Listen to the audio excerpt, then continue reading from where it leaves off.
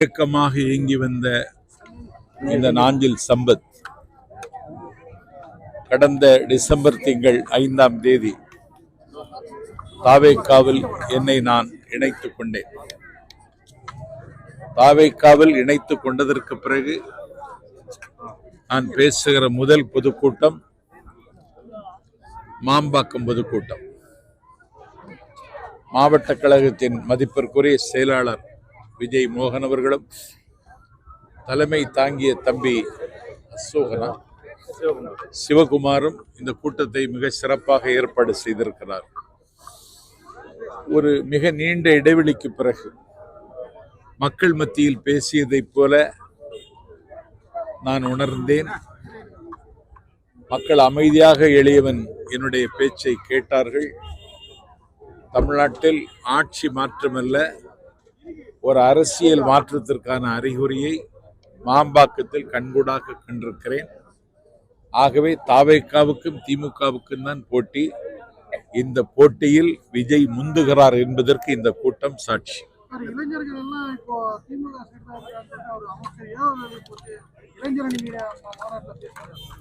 இளைஞர்கள் திமுகவில் இருக்காங்கன்னா இதை விட ஒரு பொய்யை வேற யாரும் சொல்ல முடியாது.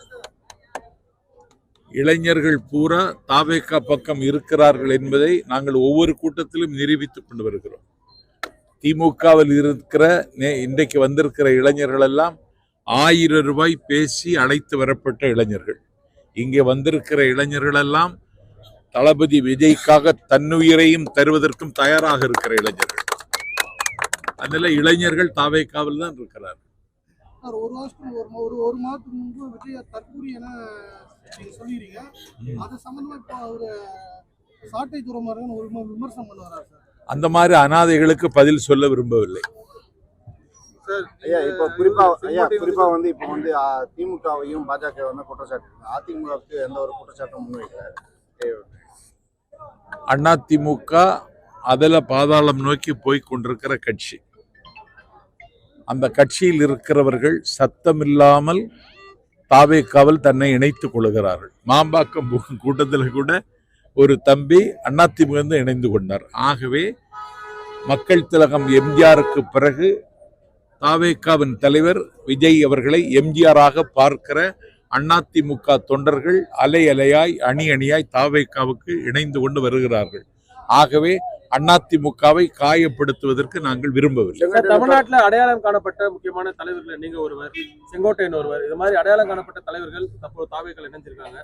மேற்கொண்டு மற்ற தலைவர்கள் தாவேக்கா வர வாய்ப்பு இருக்கா? யாரோட பேச்சுவார்த்தை நடந்துட்டு இருக்கா? தாவேக்காவுக்கு அதிமுகவில் இருக்கிற பாதி பேர் வர போறாங்க. ஐயா, இப்ப நீங்க பேச்சாளரா இருக்கிறீங்க. நீங்க எந்த சட்டசபை தொகுதியில நிக்கிறதா உங்களுடைய முடிவு இருக்கா? விருப்பம் தெரிவிச்சிருக்காங்க. கூடிய கூட்டத்தை பார்த்த பொழுது ஆற்காடுலயே நிக்கலாம் போல தோணுது.